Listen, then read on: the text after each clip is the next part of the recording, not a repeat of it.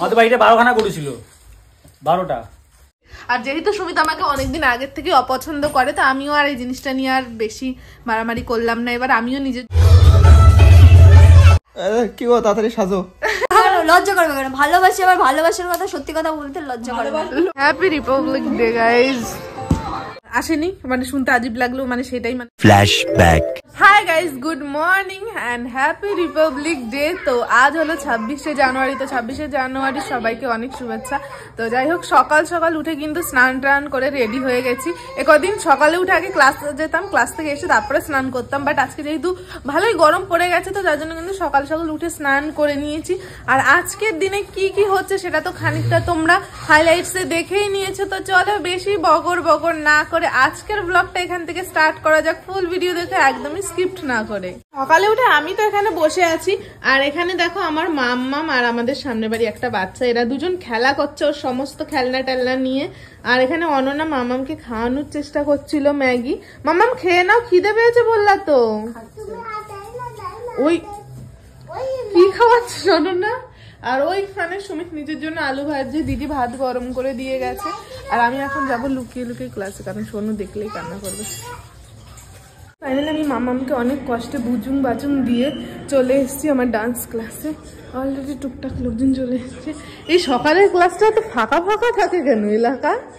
তুমি আসো বলে তাই। তুমি আগের দিন আসোনি, দেখো ক্লাস পুরো ভরাট ছিল। তুমি এসেছো আজ ডিসকাস্টিং জোক বাবুদা। এনিওয়ে ইস তো যাই হোক গাইস, চলো এবার আমরা ওয়েট করবো সবার আসার। সবাই চলে আসলে ক্লাস শুরু হয়ে যাবে। আমি কিন্তু ফুল রেডি হয়ে গেছি। না যেখানে যাব সেখানে যাওয়ার জন্য এই রেডিটা হয়নি। এই রেডিটা অ্যাকচুয়ালি হয়েছি, আমার একটা আছে শ্যুট, তো তার জন্যই রেডি হয়েছিলাম। বাট শ্যুটে আমার যে লোকেশনটা লাগবে সেই লোকেশনটা এখনো আসেনি, মানে শুনতে আজীব লাগলো, মানে সেটাই মানে লোকেশনটাই এরকম দিয়েছে, মানে ব্যাকগ্রাউন্ডে যেটা জিনিসটা রাখতে হবে সেই জিনিসটা এখনো আসেনি। তো সেটা আসলে আমি শ্যুট করব, শ্যুট করে দেন আবার চেঞ্জ করব, চেঞ্জ করে তারপরে বেরোবো, একটা জায়গায় যেতে হবে। কোথায় যেতে হবে সেটা তো আমি তোমাদের বলতে পারবো না, তখন রেডি হবো যখন, তখন তোমাদের সাথে ব্লগ করে দেখাবো। আর এই শাড়িটা কেমন লাগছে অবশ্যই তোমরা কমেন্ট করে জানিও।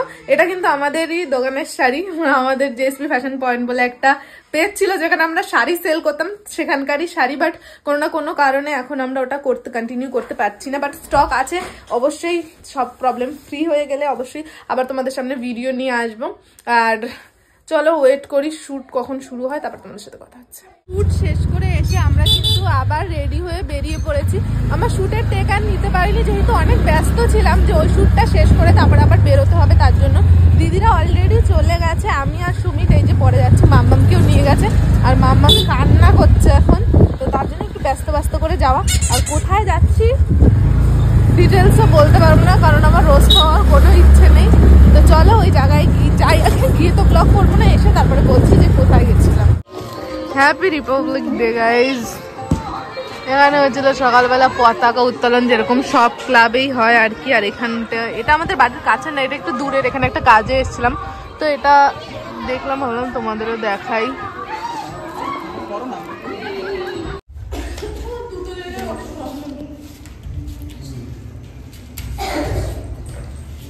জল খাবো?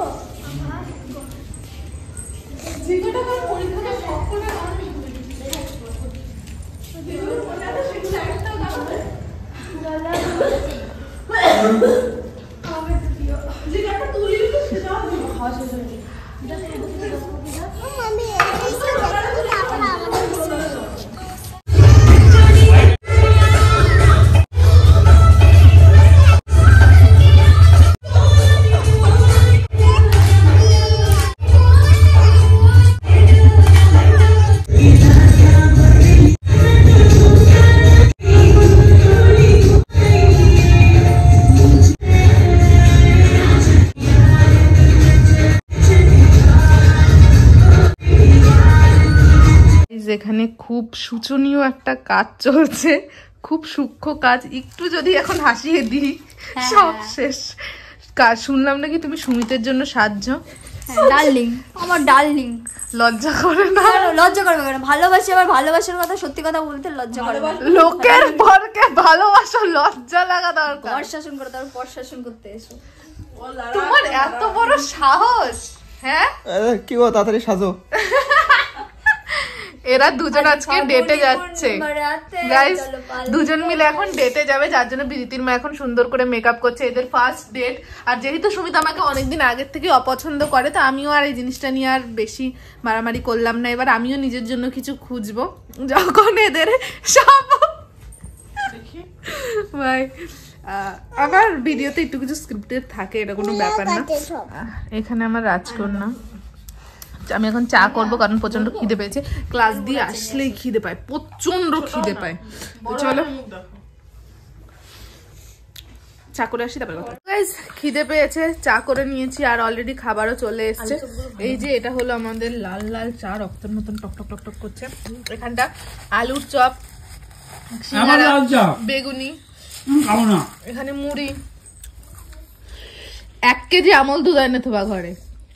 বলতে পারতাম আমি নিয়ে আসতাম দুধ, আমার খেয়াল নেই। সকালে দিদি বললো তো চলো কোন বাড়ি গরু আছে, আমি তেল দিই, তুমি বালতি নাও, দোয়াই দিই। ওটাকে পানাই যাবে তো। ছোটবেলায় আমি করছি, আমাদের বাড়িতে 12খানা গরু ছিল, 12টা। আমারও ভালো লাগে ফ্রান্সে। তোমার ফোনে কিছু হচ্ছে না? ফোন মনে হয় খারাপ হয়ে গেছে, থাক আর চালাতে হবে না। তো যাই হোক গাইস, এর এখনো শাড়ি পরছে আর এদিকে আমাদের সব খাবার চলে আছে। ও কি করছিলিস? ফোনে নেট চলছে না, বাড়ি মাত্র ঠিক করবে, আমি ঠিক করে দিচ্ছি, দাঁড়াও। কি মামার মতো। এখন বাজে রাত 12টা আর এই জাস্ট আমাদের ডিনার কমপ্লিট হলো। আর আজকের ডিনারে মাত্র ছিল ডাল আর আলু সিদ্ধ, তাই দিয়ে খাওয়া হয়েছে, আমার ব্লগ করতে মনে নেই। তো এখন আমি যাব শুতে। আর এখানে আমার মামামকে ডাকছি, ও এখন যাবে না, ও এখন খেলনা নিয়ে বসেছে। কি করছো মাম্মাম? পাপা কি করছো? রান্না করছো? কার জন্যে? আচ্ছা, কি রান্না করছো? কই দেখি, কিরকম ডাল এটা? তাই? ঘুম নেই চোখে? হ্যাঁ ঘুম আছে? ওরা এখন ঘুম নেই, এখন ইচ্ছা মতন খেলবে যতক্ষণ পারে, আমি ডিস্টার্ব না করে চলে যাবো। এখানে অনন্যা আর ও এখানে রয়েছে, এখানে রাহুল দা, এখানটা আমি আর দিদি এই যে শুয়ে পড়েছে এসে। Good night. দিদি আমাকে একটা ক্রিম দিয়ে বলছে কি এটা রাতে মুখ ধুয়ে মাখ। আমি বলছি শীতটা যাক, গরমকাল যখন আসবে তখন নিজের স্কিন কেয়ার করবো, শীতের মধ্যে কোনো স্কিন কেয়ার হবে না ভাই, কারণ আমার প্রচন্ড ঠান্ডা, আমার শরীর খুব দুর্বল। এই শীতে আমি আর নিজের শরীরটা দুর্বল করতে চাই না জল দিয়ে মুখ ধুয়ে রাতে।